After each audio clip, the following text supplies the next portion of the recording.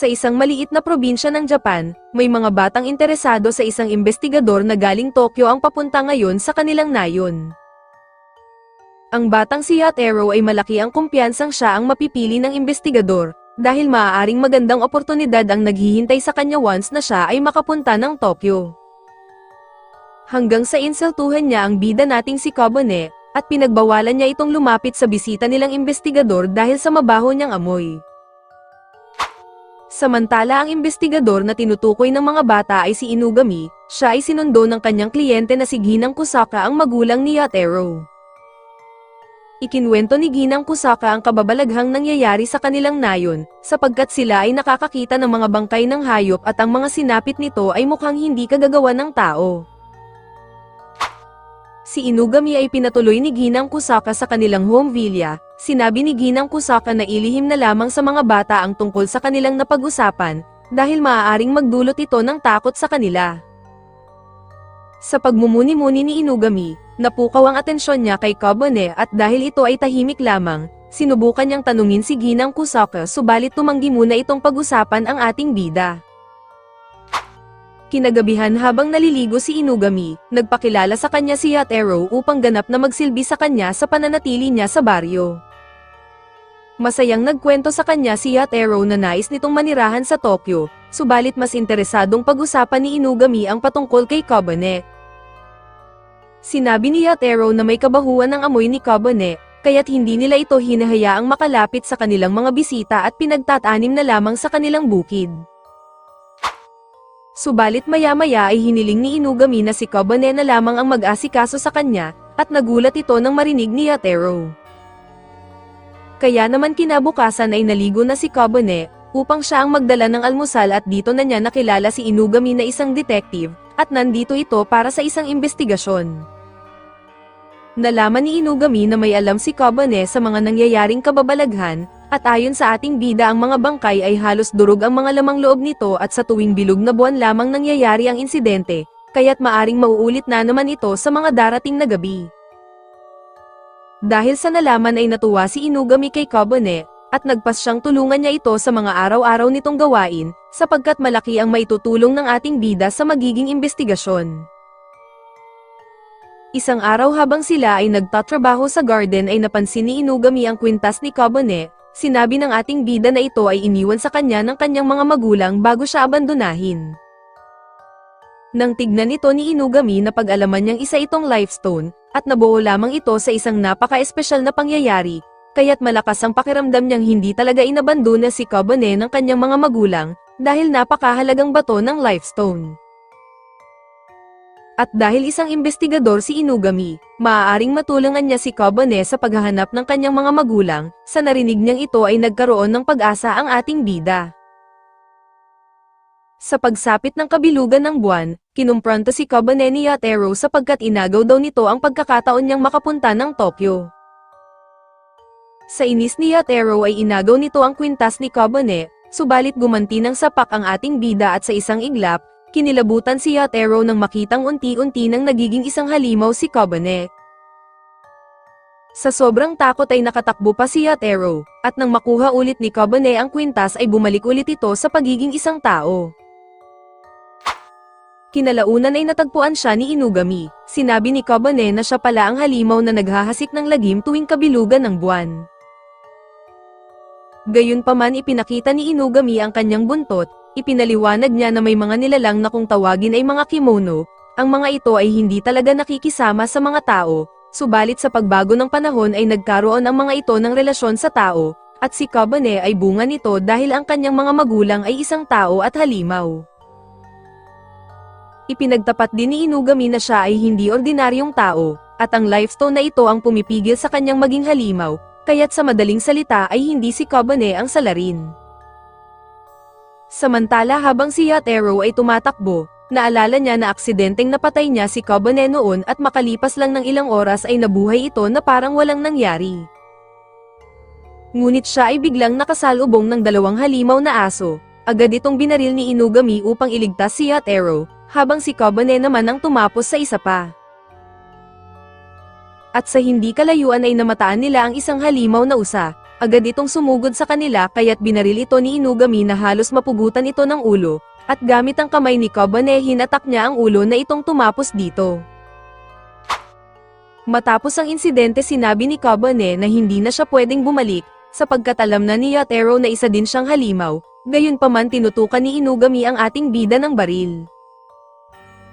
Ang totoo ay inupahan ni Ginang Kusaka si Inugami na patayin siya, at ang tungkol sa totoong pagkatao ni Kobane ay alam nito, dahil noon pa man ay sinabi na kay Ginang Kusaka ito ng kanyang kapatid bago si Kobane ay ipaubaya sa kanya. At kahit na alam na nila kung sino ang tunay na salarin, hindi pa din maniniwala si Ginang Kusaka na walang kinalaman si Kobane at kahit mahirap para kay Inugami na gawin ito, subalit naiintindihan ito ng ating bida at pumayag na patayin siya. Pagkatapos ay ipinakita na ni Inugami kay Ginang Kusaka ang katawan ni Kobane bilang patunay, gayunpaman pagkalipas ng isang oras, ay nagising si Kobane sa loob ng sasakyan ni Inugami. Ipinaliwanag sa kanya ni Inugami na ang katulad niyang isang halimaw, ay hindi basta-basta namamatay, at simula ngayon ay ang umpisa ng panibagong buhay ni Kobane sa Tokyo. Dinala siya ni Inugami sa opisina nito na isang counseling para sa mga kimono, at nang makapagpalit na ng damit si Kobane ay dumating ang dalawang bata, at nagtatanong kung sino siya. Nakilala ni Kobane sina Akira at Shiki na kasalukuyang nagtatrabaho sa counseling, ipinaliwanag ni Inugami na ang tungkulin ng ahensyang ito ay tumatayo sa pagitan ng mga tao at halimaw, at ang tawag sa kanila ay mga kemonoists. Nang ipinakilala naman ni Inugami si Kobane, ipinaalam din niya sa dalawa na ang ating bida ay isang kalahating tao at halimaw na katulad din ni Shiki. Subalit hindi nagustuhan ni Shiki si Kobane dahil suot nito ang kanyang paboritong damit, dagdag pa niya na ayaw niyang makasama si Kobane sa trabaho maging sa kanyang kwarto, kaya't mabuting sa sofa na lang muna ito matulog ngayong gabi. Gayunpaman humingi na lamang ng punmanhin si Akira sa iniasal ng kanyang tropa, ngunit inakala ng ating bida na isa siyang babae, kaya't napaiyak si Akira at tumakbo papalayo. Sa totoo lamang ay isang lalaki si Akira hindi nga lang halata, hanggang sa tinanong siya ni Shiki na kung bakit dinala ni Inugami si Kobane sa kanilang ahensya. Sinabi ni Akira na marahil ay walang mapupuntahang kamag-anak si Kobane kaya't pinatuloy siya ni Inugami dito, at dahil sa gustong malaman ni Shiki ang rason, siya na lamang ang pupunta kay Kobane upang magtanong. Samantala habang papunta si Kobane sa banyo, napatid siya sa isang sinulid na ginawa ni Shiki, tinanong nito kay Kobane na kung bakit siya naririto sa kanila. Sinabi ni Kobane na hinahanap niya ang kanyang mga magulang, nang sinubukan ng ating bida na tumayo ay nagulat si Shiki na nagawang makaalis nito sa matalim na sinulid, at nang kumprontahin niya si Kobane ay biglang naghilom ang sugat nito na lalo pang ikinainis ni Shiki dahil sa kakaibang kakayahang ito. Kinabukasan sila ay nakatanggap ng isang tawag mula sa insidente, sinabihan ni Inugami sila Shiki na importante ang teamwork sapagkat kailangan nilang ipakita kay Kobane ang trabaho ng isang kemonoist.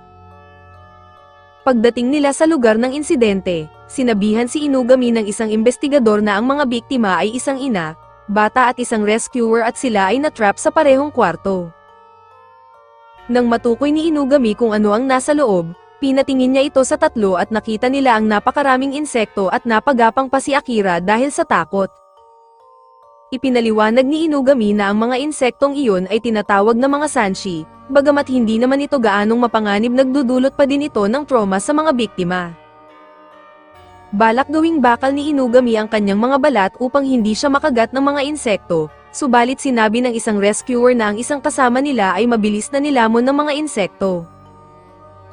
Sa takot ng rescuer iginiit nito na kailangang sunugin ang mga insekto para mapanatiling ligtas ang lahat, subalit sinabi ng bata na buhay pa ang kanyang pamilya at nakikiusap ito na tulungan sila. Kaya naman nagboluntaryo si Shiki na gawin ang trabaho, gamit ang kanyang mga sinulid lumikha siya ng tila isang bahay ng isang gagamba upang makuha ang mga insekto sa loob. Subalit kinain lamang ng mga ito ang kanyang sapot, at kaya't agad nilang sinarado ang pinto upang hindi lumabas ang mga insekto. Walang nang choice si Inugami kung hindi ay pumasok, subalit nagboluntaryo din si Kobane at siya na lamang ang gagawa nito. Pagpasok pa lamang ni Kobane ay agad na gumapang sa kanya ang mga insekto, Ipinaliwanag ni Inugami na isang demon si Kobane kaya't hindi ito nakakaramdam ng anumang sakit. Nang matagpuan ni Kobane ang pinagmumulan ng mga insekto, agad siyang sinabihan ni Inugami na itaas ito, at sa wakas mabilis na naglaho ang mga sanshi at naligtas niya ang mga biktima sa kapahamakan. Nang makita ni Kobane na muling nagkasama ang pamilya ng biktima, napagtanto niya kung ano talaga ang isang pamilya, habang si Shiki ay unti-unting naiintindihan ang tunay na sitwasyon ni Kobane. Matapos ang insidente, napagtanto nila na ang mga insekto ay nagmula sa sapatos na hawak ni Kobane, hanggang sa ibinunyag ng bata na ang sapatos na iyan ay ninakaw ng kanyang kapatid. Napagtanto ni Inugami na ang sapatos ay nagtaglay ng isang pagkakasala at pagsisisi, kaya naman ito ang umakit sa mga sanshi at ginawang pugad nila. Ikinwento ng bata na dahil ang kanilang ina ay hindi makabili ng sarili nitong sapatos, napilitang magnakaw ang kanyang kapatid kaya't pinagalitan niya ito. Matapos nitong mapagtanto ang kasalanan, bigla na lamang lumabas ang mga insekto at nilamon ito kasama ang kanilang ina. Matapos magpasalamat ng bata, nagpasya na silang umuwi, subalit nagtanong si Kobane kay Inugami, na kung sakaling magtrabaho siya sa kanya ay may pag-asa bang makikilala niya ang kanyang mga magulang. Bilang detective, sinisigurado ni Inugami ito at aayusin ang kanilang magiging kasunduan, nang sa ganon ay pwede nang tumira si Kobane sa kanyang opisina. Sa kanilang pag-uwi, ibinahagi ni Shiki na ang kanyang ina ay isang arachne, at wala siyang ideya kung buhay pa ito at hindi na din siya umaasang may pakialam pa ito sa kanya. Subalit sinabi ni Kobane na maaaring buhay pa ang kanilang mga magulang, sapagkat para sa kanya nararamdaman niyang may dahilan kung bakit napahiwalay sila sa mga ito, at naniniwala din siya na hindi sila inabandona ng kanyang mga magulang. Samantala si Inugami ay may kausap na mataas na tauhan ng pulisya, at nagulat ito tungkol sa natapos nilang trabaho pati na din ang tungkol sa kanyang bagong tauhan na si Kobane. Kinabukasan inutusan ni Inugami si Shiki at Akira na dalhin si Kobane kay Inari upang ipakilala bilang bagong miyembro. Sinabi ni Inugami sa ating bida na si Inari ay ang superintendent ng Shinjuku Police Station. Bago sila magtungo ay binigyan muna ni Inugami si Kobane ng isang pampaswerte, at nang sila ay makarating sa istasyon ng pulis, hiniling nila sa front desk officer na makita si Inari, subalit ayaw nitong maniwala sapagkat sila ay mga bata lamang. Hanggang sa dumating ang alagang batang babae ni Inari na si Kon, sinabi nitong si Kobane lamang ang maaaring sumama habang si Shiki at Akira ay pinaiwan niya sa tanggapan. Pagdating sa opisina ay sinipa ni Kon si Kobane papasok ng silid, at doon niya nakilala si Inari bilang superintendent police ng buong lungsod. Agad itong nagka-interes sa suot na lifestone ni Kobane, nang hilingin ni Inari na makita ng malapitan ang lifestone. Ipinaliwanag ni Inari na sa pamamagitan nito ay hindi nakakailanganin ng mga kimono na dumepende sa enerhiya ng mga tao upang mabuhay. Balak ang kinini Inari ang lifestone ng ating bida, nang sa ganon ay maparami na niya ito, at biglaan na lamang pinugutan ni Kon ng ulo si Kobane. Agad niyang pinadispatcha sa mga pulis ang katawan ni Kobane at itago naman ang ulo nito, habang inatasan naman ni Inari si Kon na iligpit naman ang dalawang kasama ng ating bida. Habang naghihintay si Shiki at Akira sa labas, dumating si Kon at nagbalat kayo bilang si Kobane, ngunit napapansin ng dalawa na parang may kakaiba sa kanilang kausap. Aksidenteng nainsulto naman ni Shiki si Inari, at nang marinig ito ni Kon ay hindi niya nagustuhan ang panlalait, dahilan para mawalan siya ng kontrol at mailantad ang tunay niyang katauhan. Sa inis ni Kon ay pinagbabato niya ng apoy ang dalawa. Nababahala naman si Shiki na maaaring madamay ang mga tao sa ginawa ni Kon, subalit sinabi ni Kon na lahat ng tao sa police station ay naka-under ng spell ni Inari, kaya't walang pakialam ang mga ito sa nangyayari. Habang patuloy sa pagpapaulan ng apoy si Kon, nagawang maaga ni Shiki ang maletang hawak nito, at nang kanilang buksan ay nagulantang sila nang tumambad sa kanila ang ulo ni Kobane. Dahil sa nangyari ay nangangamba si Kon na baka ay hindi siya maging mabuting anak kay Inari, galit na galit si Kon at patuloy na nagwawala, habang si Kobane ay may naiisip na plano. Iminungkahi ni Kobane na ibato siya kay Kon, at dahil unti-unti nang nabubuo ang tiwala ni Shiki sa kanya, isinagawa niya ang plano at nagawang kagatin ng ating bida ang balikat ni Kon. Matapos ang laban, napagtanto nilang isa lamang palang ilusyon ang lahat ng ginawa ni Kon, habang si Shiki ay nakakita ng pantal sa kanyang kamay at si Kabane naman ay tinubuan na ng bagong katawan. Binigay ni Shiki ang kanyang jacket kay Kabane upang takpan nito ang kanyang pototoy, at dahil tagumpay nilang napanalo ang laban dahil sa kanilang teamwork, winelcome ni Shiki si Kabane bilang kanyang tropa. Sa kanilang paglabas ay sinalubong sila ni Inugami upang sila ay sunduin pauwi, samantalang si Inari naman ay napansin niyang nagbago ng anyo ang Lifestone at naging isang manika. Pagkatapos ay nakatanggap siya ng tawag kay Inugami, sinabi nito na ang Lifestone ay pagmamay-ari ni Kabane, at sa susunod na ulitin pa ulit ito ni Inari ay si Inugami na ang kanyang makakaharap. Habang sila ay pabalik na sa kanilang opisina, nasundan pala sila ni Kon at determinadong kunin pa din ito ang ulo ni Kabane, subalit sa sugat nitong natamo ay hinimatay na lamang ito. Napag-alaman nila na dahil lamang pala ito sa nagugutom na si Kon kaya't pinakain na lamang nila ito ng pizza, gayunpaman ay gusto pa din itong kunin ang ulo ni Kabane.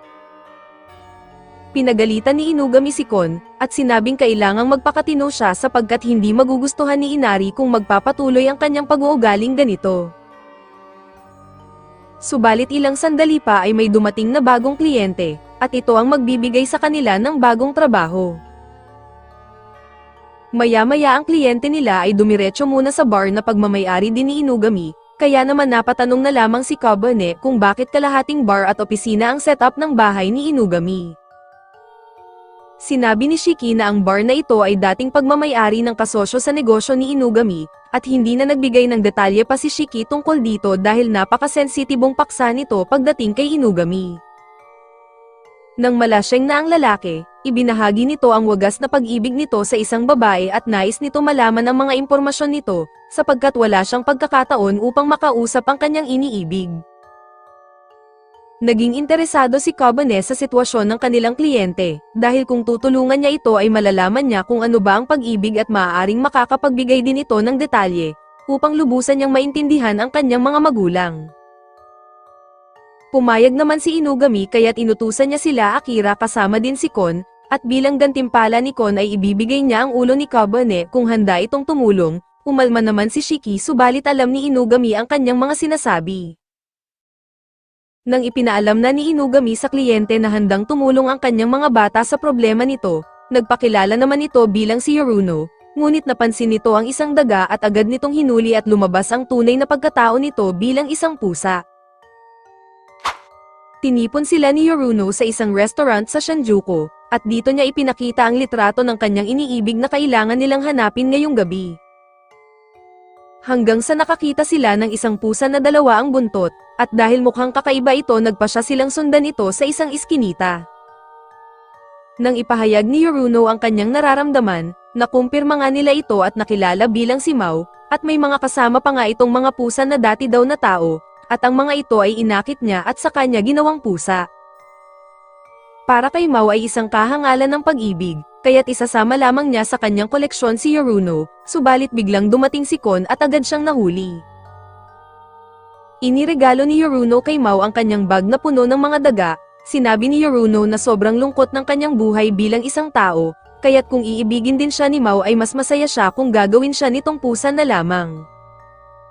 Sa narinig ni Mao ay napagtanto niya ang wagas na pag-ibig ni Yoruno, at matapos ang kanilang trabaho, pinaalala ni Kon na hindi siya uuwi kung hindi makuha ang ulo ni Kabane.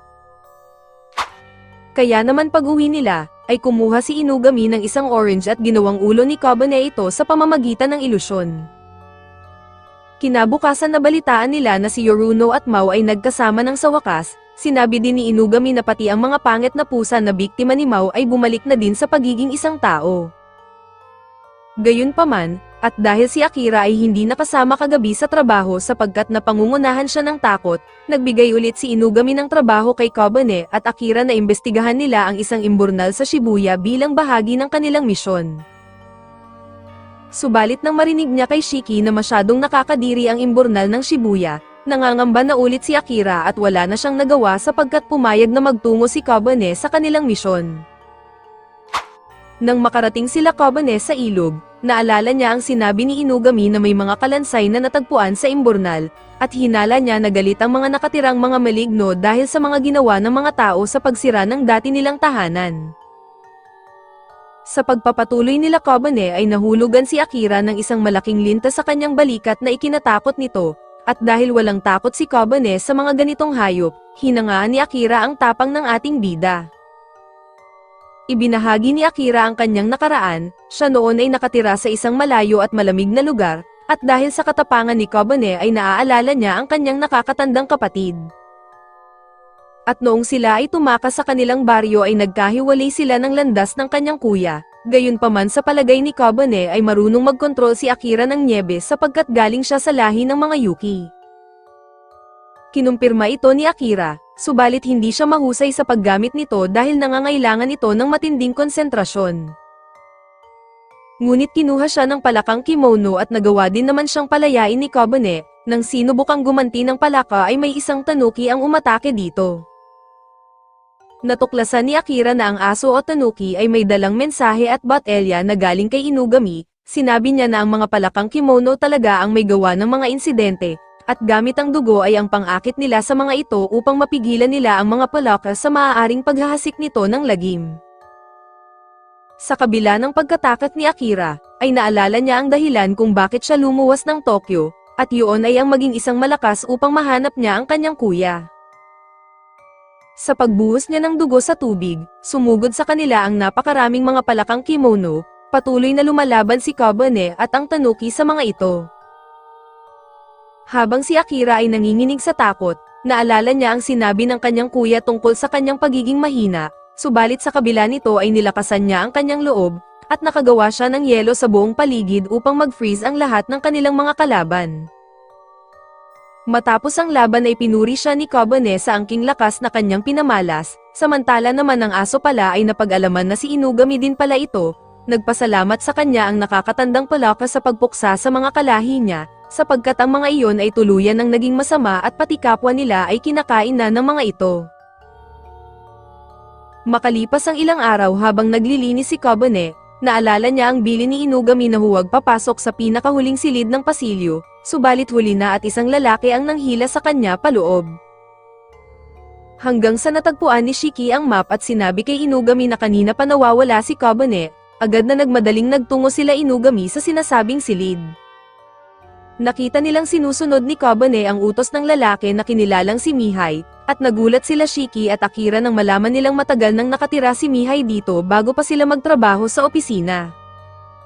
Sinabi ni Mihai na siya ay isang vampira at siya din ang kasalukuyan nilang ICT o intel ng kanilang counseling, pagkatapos ay itinalaga naman niya si Kobane bilang kanyang magiging alalay na ngayon. Dahil dito ay ibinunyag ni Inugami na si Mihai ay ang kanyang matagal ng kasama, at dahil isa itong immortal nagtataglay si Mihai ng superhuman strength at halos lahat ng kaalaman sa mundo, kaya't nagawa niyang isali ito sa kanyang counseling. Gayunpaman bihasa din si Mihai pagdating sa mga teknolohiya, kaya't siya ang gumawa ng kanilang website at nagproprotekta sa kanilang mga information data mula kay Inari. Kinabukasan kinumpronta ni Shiki at Akira si Mihai sa patuloy nitong pag-aalipin kay Kobane, bilang tugon ni Mihai ay iminungkahi nito na kung matatalo nila siya sa punong braso ay palalayain niya si Kobane. Subalit ang nangyari ay nabigo si Shiki, kaya't iminungkahi ni Kobane na siya na lamang ang lumaban, at kagaya din ni Shiki ay natalo din siya ni Mihai.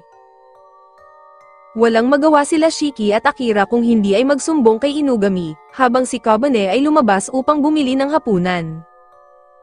Dahil sa pagkatalo niya kay Mihai ay naiisip niya na kailangan niyang magsanay upang lumakas, nang sa ganun ay patuloy niyang maprotektahan ang lahat ng nasa opisina. Gayunpaman habang siya ay nakaupo, biglang nahulog mula sa puno si Kon kaya't mabilis na sinuot ni Kobane ang kanyang hood, subalit sinabi ni Kon na alam na niya ang trick na yan at hindi na naman niya kailangan ang ulo ni Kobane. Malungkot na sinabi ni Kon na mayroon ng ibang alaga si Inari na isa ding demon fox, kaya dahil doon ay wala nang halaga siya kay Inari at hindi na din siya makauwi dahil sa kanyang pagkabigo. Gayunpaman nag-aya si Kobane ng isang laban, at sa kanilang pagtagisan ng mga lakas ay nagawang mapuruhan si Kon ng dahilan ng kanyang pagkatalo, dahil doon ay pakiramdam ni Kon na isa talaga siyang mahina at hindi nito napigil ang umiyak. Samantala nagulat si Inugami nang lumabas si Mihai sa kanyang kwarto matapos ang mahabang panahon, sinabi ni Mihai na nabali ang kanyang braso ng dahil kay Kobane, at hayaan muna siyang tumulong sa mga trabaho dito sa opisina. Nang walang pahintulot kay Inugami ay tinanggap ni Mihai ang isang trabaho. Nababahala si Inugami dahil maaaring mapahamak ang mga bata sa trabahong ito, subalit kampante si Mihai dahil may naisip daw siyang isang plano. Samantala nakatulog si Kon sa balikat ni Kabane, at nang magising ito inalok ni Kabane na tumira na lamang si Kon sa bahay ni Inugami, subalit tumanggi si Kon dahil hindi maaaring magsama sila dahil ang kanilang mga lahi ay mortal na magkatunggali. Sa halip ay iminungkahi na lamang ni Kon na tumira si Kabane dito kasama niya sa parke, subalit tinanggihan ito ni Kabane sapagkat may naiwan siyang gawain na kailangan pa niyang tapusin sa ngayon, at naintindihan naman ito ni Kon. Pagbalik ni Kabane sa opisina, pinulong sila ni Mihai tungkol sa panibago nilang misyon, at pagkatapos ay agad na silang tumungo sa Bugbite Electronics Company, at sila ay nahati sa dalawang grupo. Samantala ang kasama naman ni Shiki ay si Mihai, gamit naman nito ang kanyang larwang sasakyan, at habang nag-iimbestiga si Shiki ay natuklasan niya ang isang kwarto na puno ng mga trabahador, at ang mga ito ay wala sa sarili at parang mga zombie.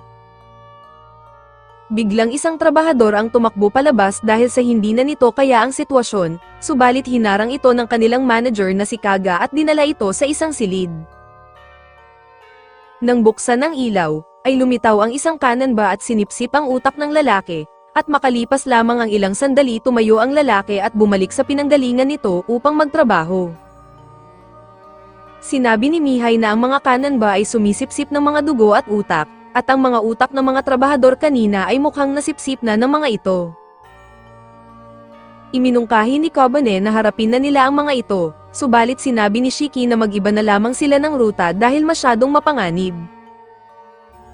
Gayunpaman dahil maingat sila Shiki, masyadong nababagot si Mihai sa nangyayari kaya't gumawa ito ng ingay, at narinig ito ng magkakapatid na mga kananba. Nang lumabas ang isa ay kinuha nito ang laruan ni Mihai, habang si Shiki ay tahimik lamang at nakaka-camouflage sa gilid, hanggang sa tuluyan ng nakaalis ang mga kananba.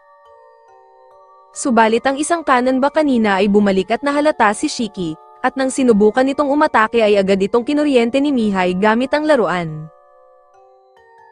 Dahil bakas pa din ang matinding trauma kay Shiki, mas lalo pang naengganyo si Mihai sa mga nangyayari. Samantala habang si Akira at Kabane ay patungo sa pinag-usapang ruta, sinabi sa kanila ni Mihai na kailangan muna nilang puntahan si Shiki dahil ito ay nasa panganib, subalit hinarang sila ng isa sa mga kananba. Sa kabilang pangyayari ang kananba naman nakaharap ni Shiki ay muli nang nagkamalay, hindi pa din makagalaw si Shiki dahil sa takot. Mabuti na lamang ay tumawag sa kanya si Kabane at sinabing papunta sila upang tulungan siya. Nang mahimasmasan si Shiki, ay pinukpok niya ang laruan ni Mihai dahil sa ginawa nitong pananakot sa kanya, at pagkatapos ay nagpasya na siyang harapin ang kanyang kalaban.